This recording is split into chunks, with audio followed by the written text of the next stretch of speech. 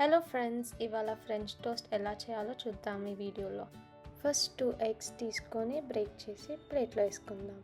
ఆ తర్వాత కొంచెం పాలు యాడ్ చేసుకొని ఒక 5 స్పూన్స్ వరకు షుగర్ వేసుకొని బాగా మిక్స్ చేసుకోవాలి.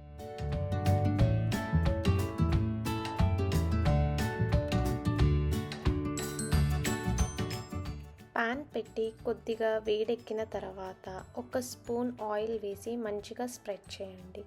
ఆ తర్వాత ఒక స్లైస్ బ్రెడ్ తీసుకొని మిక్స్ చేసిన లిక్విడ్లో మంచిగా 2 సైడ్స్ డిప్ చేసి పాన్ మీద ఫ్రై చేయండి. సిమ్లో పెట్టి ఫ్రై చేయాలి. మంచిగా ఫ్రై అయిన తర్వాత ఒక స్పూన్ హనీతో సర్వ్ చేసుకోండి. Thank you for watching.